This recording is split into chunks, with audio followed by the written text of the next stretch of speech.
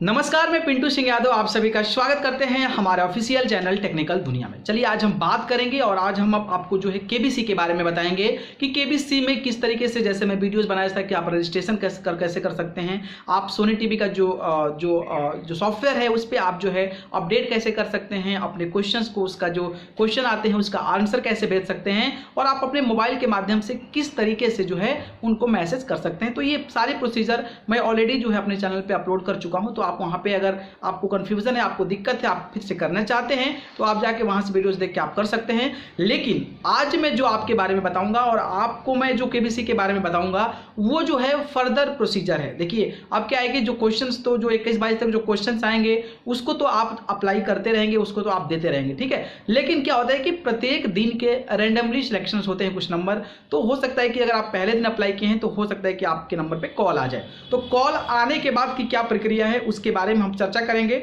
और आपको एक एक करके बताएंगे कि अगर मान लीजिए अगर आप व्यूअर्स हैं, हमारे वीडियोस को देखते हैं, अगर आप जो है केबीसी के लिए अप्लाई किए हैं और केबीसी में जाना चाहते हैं, तो अगर आप भी जो क्वेश्चन उनके आ रहे हैं उसके आंसर अगर भेज रहे हैं केबीसी को, तो अगर आपको कॉल आ जाए तो आपको क्या क्या प्रोसीजर फॉलो करना पड़ता है, क्या क्या उसके बाद की प्रक्रिया होती है। कहीं ना कहीं एक अंदर डर रहता है और कहीं ना कहीं जब कॉल आता है तो उत्साह भरा चीज़ें रहती है। तो उसके बारे में अगर आपको पहले से जानकारी है कि जब कॉल आएगा तो हमें ये चीज़ पूछा जाएगा और इस चीज़ों को इन्फॉर्मेशन इस तरीके से देना है, तो आप जो है एकदम फ्रैंकली रह पाएंगे, एकदम जो है क्या बोलते हो, संतुष्ट रह पाएंगे और आप जो है उसको आराम से जवाब देने में सक्षम हो पाएंगे, ताकि आपके जो आगे बढ़ने की जो क्षमता है वो कहीं ना कहीं दिखती नजर आएगी और आप उस चीज़ों को अच्छे तरीके से दे देंगे तो आपका सिलेक्शन कहीं ना कहीं आगे आने वाला समय में पक्का है। तो मैं आपको जो चीज़ें बताऊंगा आप ध्यान से सुनिएगा।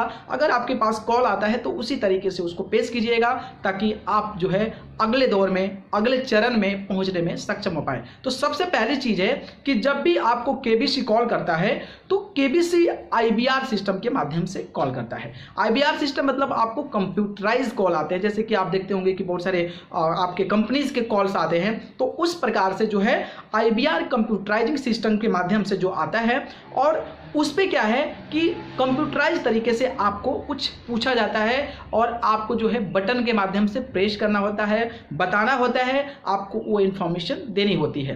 तो जब भी आपका कॉल आ रहा है, अगर मान लीजिए आपका सिलेक्शन हो जाता है पहले राउंड में और इसके बाद जब आपको कॉल आता है तो कॉल के दौरान जो आईबीआर सिस्टम, जो कंप्यूटराइज सिस्टम से कॉल आएगा तो वो बताएंगे आपको कि मैं केबीसी से ऐसे कुछ इन्फॉर्मेशन देंगे, तो आप समझिएगा कि वहाँ से कॉल है। और इसके बाद जो भी इन्फॉर्मेशन आपसे पूछा जाएगा उसके लिए वो आपको पर्टिकुलर डायरेक्शन बताएंगे कि आपको 1 दबाना है, 2 दबाना है, 3 दबाना है, जो भी होगा उसका ऑप्शन उसको बताएंगे और उस तरीके से आपको जो है जो रूल्स हैं उनको फॉलो करना है। तो पहली चीज़ आपसे पूछेंगे कि जैसे ही कॉल आएगा आपसे पूछेंगे कि आप जो है लैंग्वेज सेलेक्ट करें। हिंदी के लिए 1 दबाएं, इंग्लिश के लिए 2 दबाएं। तो ये 2 लैंग्वेज रहेगा। तो जिसमें भी आप कंफर्टेबल होंगे, जिसमें भी लगता है कि हाँ इसमें मैं कंफर्टेबल हूँ बात करने में, तो उसका जो है आंसर आप, जैसे मान लीजिए हिंदी के लिए 1 दबाएं तो 1 दबा सकते हैं, या फिर इंग्लिश के लिए 2 दबाएं तो फिर वहाँ 2 दबा सकते हैं। तो पहली चीज़ जो है आपको लैंग्वेज है। दूसरी चीज़ है कि आपसे पूछेंगे कि क्या आपने कौन बनेगा करोड़पति के लिए रजिस्ट्रेशन किया है, ये पूछा जाएगा आपसे। तो जैसे ही वहाँ पे पूछेंगे आपको 2 ऑप्शन देंगे, यस या नो। अगर यस देते हैं तो फिर जो है फर्दर चीज़ें आगे बढ़ेगी। अगर आप नो कह देते हैं तो ऑटोमेटिकली आपका कॉल डिलीट हो जाएगा, आपका मतलब कॉल जो है कट जाएगा और फिर आपका चांसेस खत्म हो जाएगा। तो आप अगर ध्यान दीजिए कि आप जब भी अगर कोई आपसे मोबाइल से मैसेज कर रहा है या फिर आप खुद कर रहे हैं, आपको भूल गए, आप उसके बारे में जानकारी नहीं रखे हैं, अगर सडनली कॉल आ जाता है तो आप जो है नो बटन का बटन मत दबाइए, नहीं तो आपका कॉल डिस्कनेक्ट हो जाएगा और उसके बाद फिर जो है आपसे संपर्क नहीं हो पाएगा। तो आपका जो चांसेज है वो कहीं ना कहीं डाउन हो जाता है। तो ये दूसरी चीज़ थी। तीसरी चीज़ थी कि आर यू ब्लाइंड, क्या आप अंधे हैं, यस या नो। अगर इसमें 2 ऑप्शन आएगा, अगर आप यस हैं तो फिर वहाँ पे कुछ बोल दिया जाएगा कि आपको जो है बाद में संपर्क किया जाएगा, क्योंकि ब्लाइंड के लिए एक अलग ऑपरेशन होता है, एक अलग सिस्टम होता है, तो उनके लिए वो सारी यूटिलाइजेशन होती है। तो अगर आप हैं तो एस कीजिए, अगर नहीं है तो फिर आगे नो कीजिए, इसके बाद फिर फर्दर आगे का क्वेश्चन आएगा। तो ये चीज़ों को ध्यान रखिएगा। ऐसा नहीं कि आप हर चीज़ें एस करते आ रहे हैं, इसमें भी मार दे कि हम ब्लाइंड है, तो फिर इसमें प्रॉब्लम आ सकती है। आप ध्यान से सुनिएगा कि उस समय वो क्या कह रहे हैं, ठीक है। तो तीसरा क्वेश्चन था। चौथा क्वेश्चन था कि आपका एज क्या है। ठीक है, आपका उम्र क्या है। तो आप जो है वहां पे आपको बटन के माध्यम से दबाना होगा कि इतना उम्र है। तो आप एक बात ध्यान रखें कि मान लीजिए ये मई चल रहा है और मई महीने में आपका उम्र जो है मान लीजिए 26 साल 4 महीना हो गया, 25 साल 2 महीना हो गया, या फिर 27 साल 9 महीना हो गया। तो अब आपको क्या करना है कि आपको 27 महीना, अगर 27 साल 9 महीना हो गया तो आपको 27 साल डालना है। अगर आपको 26 साल 4 महीना हो गया तो आपको 26 साल डालना है। अगर आपका मान लीजिए उम्र 24 साल 2 महीना हो गया तो आपको 24 एज डालना है। तो आपकी उम्र पूछेंगे तो उम्र का ख्याल रखें कि इस तरीके से बताना है। ऐसा नहीं कि आपका जो उम्र पूरा नहीं हुआ है उसको नहीं डालना है। जो आपका मान लीजिए 26 से आप 27 में जा रहे हैं और 26 से लेकर 27 में जितना भी महीना हुआ है डजंट मैटर, आप जो है वहां पे 26 पुट कीजिएगा ताकि वहां पे उनको इन्फॉर्मेशन एग्जैक्टली पहुंच जाए। तो ये क्वेश्चन पूछा जाएगा। इसके बाद आपसे पूछा जाएगा कि आपके जेंडर के बारे में पूछा जाएगा कि आप मेल हैं, फीमेल हैं, या फिर एक और होते हैं वो हैं। तो अगर जो भी अब आप पे डिपेंड करता है कि आप कौन से हैं, उस टाइम आप क्या हैं तो वो आप उस टाइम फिल कीजिएगा। अगर आप मेल हैं तो एम दबाइएगा, या फिर ऑप्शन रहेगा 1 मेल के लिए 1 दबाएं, या फिर फीमेल के लिए 2 दबाएं, या फिर जेंडर जो थर्ड जेंडर जो आपको बोला जाता है जैसे कि ट्रांसजेंडर जो होते हैं उनके लिए आप 3 दबाएं। तो वहाँ पे आप जो है अपना इन्फॉर्मेशन दे सकते हैं। आप जो हैं आपके अनुसार देना है, दूसरे को देख के नहीं देना है। तो आप जो है उसको अपने अकॉर्डिंग प्रेस कीजिएगा। तो ये क्वेश्चन पूछा जाएगा। इसके बाद आपको पूछा जाएगा कि आपकी क्वालिफिकेशंस क्या है। तो क्वालिफिकेशन है आपको एक ग्रेजुएशन, नॉन ग्रेजुएट, ठीक है, 12th पास या फिर ग्रेजुएशन। अब ग्रेजुएशन क्या होता है कि ग्रेजुएशन होता है कि 12th के बाद अगर आपकी कोई डिग्री है तो आप ग्रेजुएट हैं। अगर आपके 12th के बाद कोई डिग्री नहीं है तो आप जो है नॉन ग्रेजुएट हैं। तो आपको तो पूछा जाएगा कि आर यू ग्रेजुएटेड और नॉट। तो आप जो है अगर आंसर ए ग्रेजुएट आता है तो अगर आप ग्रेजुएट हैं तो ए दबाएं, अगर नॉन ग्रेजुएट हैं तो बी दबाएं। तो इसका भी आपको बहुत अच्छे तरीके से ध्यान रखना है क्योंकि ये जो है आगे अहम रोल होने वाला है। तो आप जो है एजुकेशन के सिस्टम पे भी ख्याल रख सकते हैं और इस तरीके से इसका आंसर दे सकते हैं। तो ये क्वेश्चन आपको पूछा जाएगा। इसके बाद आपके बिजनेस के बारे में पूछा जाएगा कि आप बिजनेस क्या करते हैं।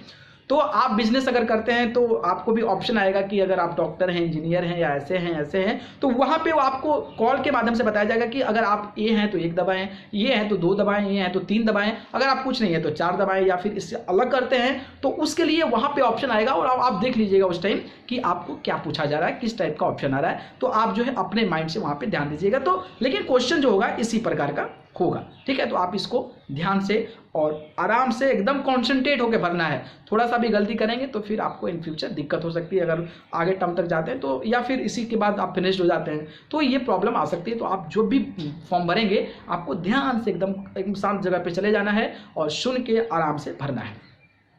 एक और क्वेश्चन आपको पूछा जाता है कि क्या इससे पहले आप केबीसी में गए हैं, या फिर फिंगरप्रिंट जो फिंगर फर्स्ट जो होता है उसमें आप गए हैं क्या।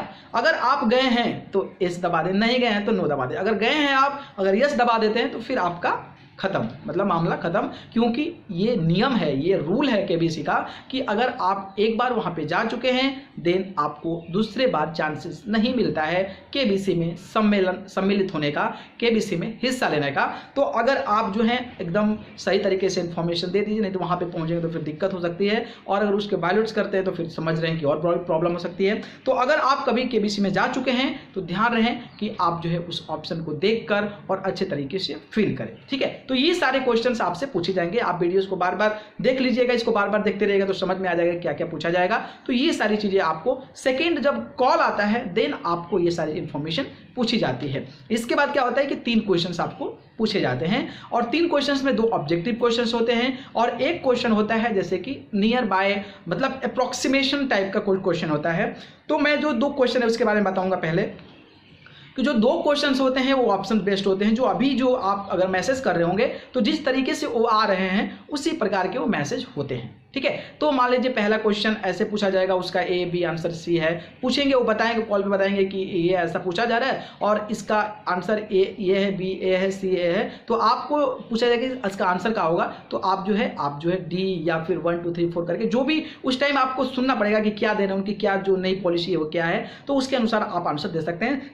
सेम सिचुएशन सेकेंड वाला के लिए है। लेकिन जो थर्ड क्वेश्चन पूछा जाता है वो बहुत इंपॉर्टेंट होता है और थर्ड क्वेश्चन में लोगों को बहुत ज्यादा जो है कहीं ना कहीं दिक्कत होती है और कंफ्यूजन क्रिएट होता है। थर्ड क्वेश्चन में ऐसा पूछा जाता है कि दिल्ली से पटना की जो पटना है, दिल्ली से पटना की डिस्टेंस कितना है, ठीक है। मान लीजिए एज्यूम कीजिए कि आपका 500 किलोमीटर, एज्यूम कीजिए 500 किलोमीटर है, वैसे 500 नहीं है, लगभग 1000 किलोमीटर के राउंड में है, लेकिन एज्यूम एज एग्जांपल के तौर पे बता रहा हूं कि मान लीजिए कि दिल्ली से पटना का डिस्टेंस कितना है, तो मान लीजिए 500 किलोमीटर है और उसमें ऑप्शन आपको 4 रहेगा, उसमें ऑप्शन रहता है, नहीं तो फिर आपको ऐसे अप्रोक्सीमेट दे देते हैं कि आप बता दीजिए। तो आप जो है जो भी मान लीजिए कि आपको दे दिया गया 495, 498, 499 और 496, तो जो अप्रोक्सीमेट जो उसके नज़दीक में है उस पर आपको बताना है, या फिर आपको ऐसे रैंडमली पूछ देंगे तो आपको जो है अप्रोक्सीमेशन आइडियाज़ के साथ आपको शेयर करना है कि हाँ लगभग ये डिस्टेंस हो सकता है। तो ये तीसरा क्वेश्चन पूछा जाएगा। तो ये सारी प्रोसीजर थी जो कि आपके केबीसी के लिए अगर कॉल आता है तो ये क्वेश्चन पूछे जाएंगे। अदरवाइज आपको 3 क्वेश्चन पूछे जाएंगे, 2 आपको जनरल नॉलेज से रिलेटेड होंगे, एक अप्रोक्सीमेशन वाला होगा, तो आपको 3 क्वेश्चन पूछे जाएंगे। बाकी जो पहले जो क्वेश्चन पूछे जाएंगे वो नॉर्मल क्वेश्चन होंगे, उसका वो तो आप जो है पर्सनल इन्फॉर्मेशन के पॉइंट ऑफ व्यू से देना होता है। तो ये सारी चीज़ें थी जो कि मैं आपको बताया कि केबीसी के लिए अगर आपको कॉल आता है, अगर आप सिलेक्ट हो जाते हैं तो फिर ये सारी चीज़ें पूछी जाएगी। अगर इसको फिर सफलता पाते हैं तो आगे का जो राउंड बनेगा उस पर मैं लगातार वीडियोस बनाता रहूँगा। तो इस चैनल को सब्सक्राइब कर जुड़ जाइएगा, ताकि अगर आप उस राउंड तक जाते हैं तो हमारे वीडियोज़ जो है आपके लिए लाभदायक हो, आपके लिए प्रॉफिटेबल हो और आप इसको देख के जो है थोड़ा सा कॉन्फिडेंट ला सकें और आगे के लिए भी अपना उम्मीद बरकरार रखें। बाकी इसी प्रकार की तमाम जानकारी हम अपने चैनल पर लेकर आते रहते हैं। तब तक हमारे चैनल टेक्निकल दुनिया को सब्सक्राइब कर बेल आइकन का बटन जरूर दबा लें। आप सभी को बहुत बहुत धन्यवाद। नमस्कार।